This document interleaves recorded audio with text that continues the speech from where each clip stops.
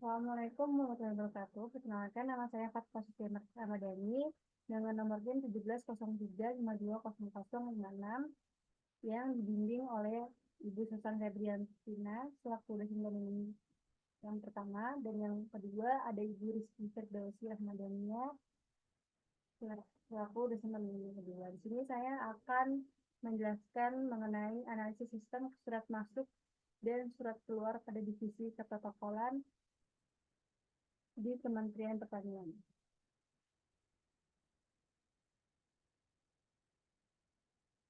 Yang pertama ada bab 1, di latar belakang.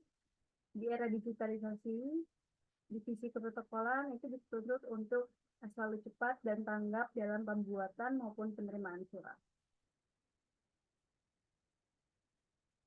Pengarsipan surat masuk dan keluar masih menjadi kendala untuk divisi keprotokolan pada Kementerian Pertanian, karena sampai saat ini masih menggunakan cara manual dalam pembuatan maupun penerimaan surat.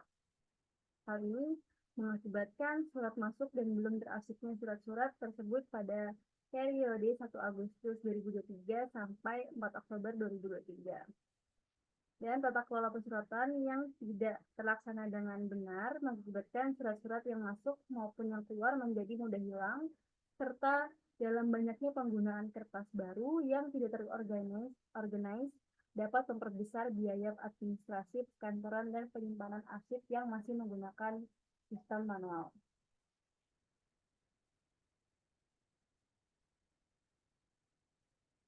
Untuk slide selanjutnya, di sini saya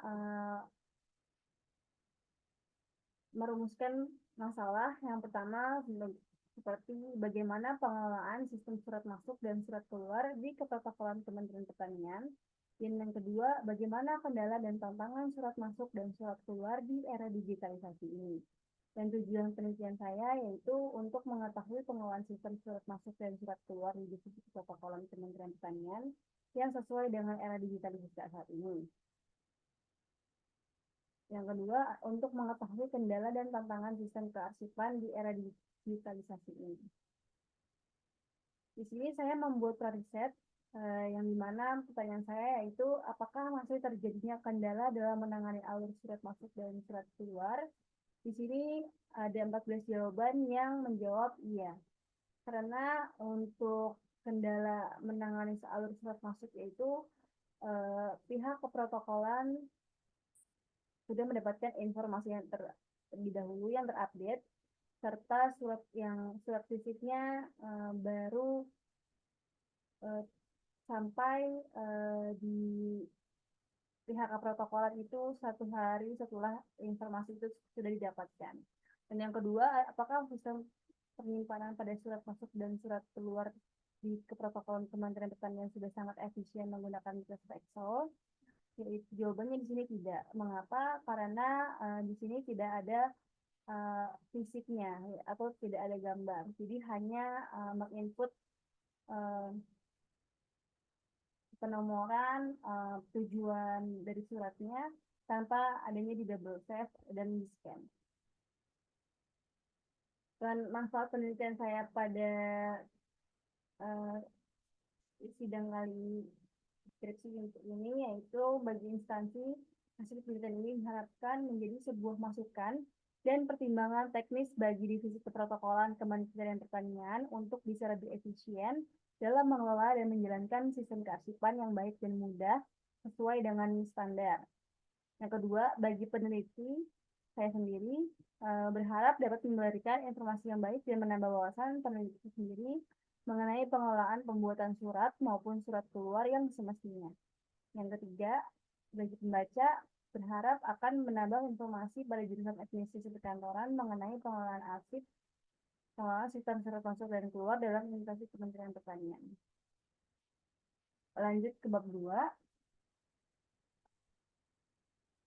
Di sini ada beberapa konsep yang saya teliti, yaitu pengertian digitalisasi persuratan. Menurut Setio dan Sidik, pada tahun 2020, era digitalisasi telah membawa perubahan budaya yang signifikan, seiring dengan kemajuan perkembangan persuratan. Sekiranya surat dan informasi yang mudah dipahami, maka pegawai divisi protokolan akan lebih mudah mendapatkan informasi yang terupdate.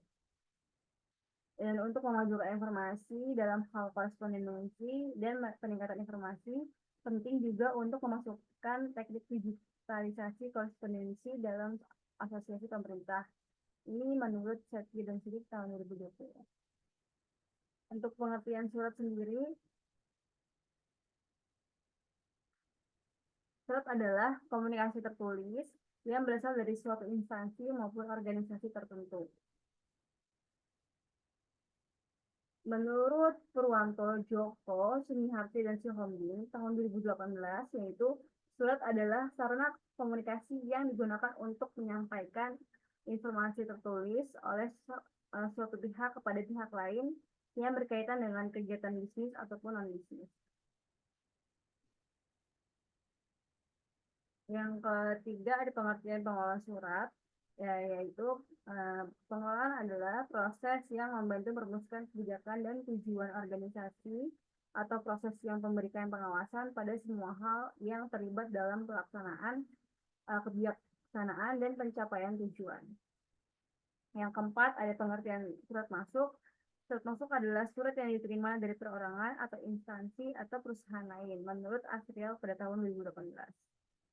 Yang kelima, ada pengertian surat keluar, yang dimana menurut Syafriadi tahun 2015, di dalam jurnalnya menyatakan bahwa surat keluar adalah segala komunikasi tertulis yang diterima oleh suatu badan dan usaha dari instansi lain atau perorangan. Yang keenam, ada fungsi dan jenis surat. Menurut Yatimah pada tahun 2020, surat memiliki beberapa fungsi secara umum, seperti fungsi surat, sebagaimana tercermin dalam rumusan pengertiannya, yaitu sebagai alat komunikasi tertulis untuk menyampaikan pesan atau informasi. Yang ketujuh, ada pengelolaan surat masuk dan surat keluar. Prosedur adalah suatu rangkaian metode yang telah menjadi pola tetap dalam melakukan suatu pekerjaan yang merupakan suatu pembulatan pada teori Deliang ini dalam cerita tahun 2018.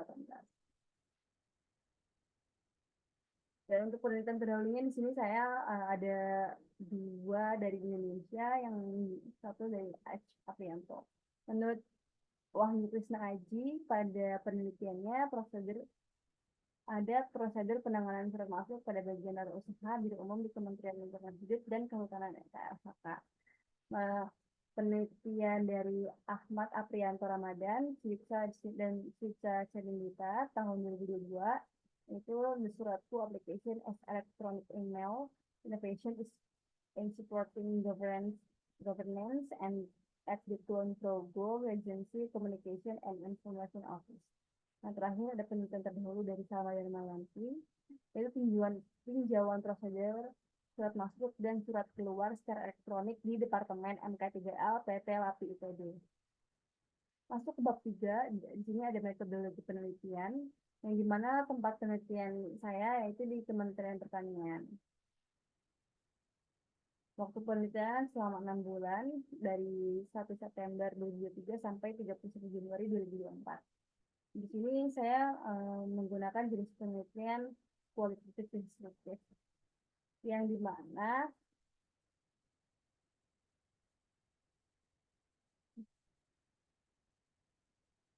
kualitatif instruktif itu seperti data yang ada dan penelitian dengan sifat penelitian yang bersifat instruktif.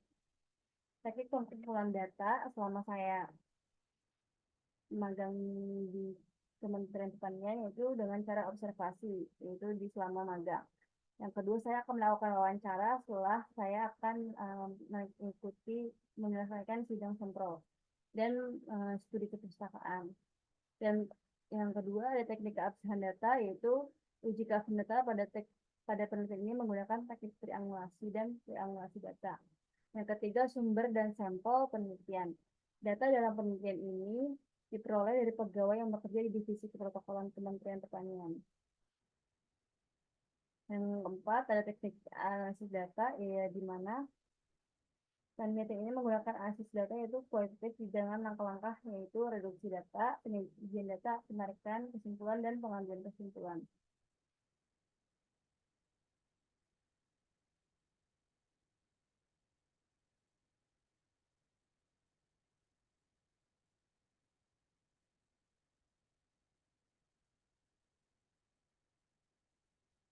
Baik, terima kasih. Sekian presentasi yang sudah saya sampaikan. Kurangnya mohon maaf apabila masih ada kekurangan dan masih ada kesalahan dalam penyampaian. Assalamualaikum warahmatullahi wabarakatuh.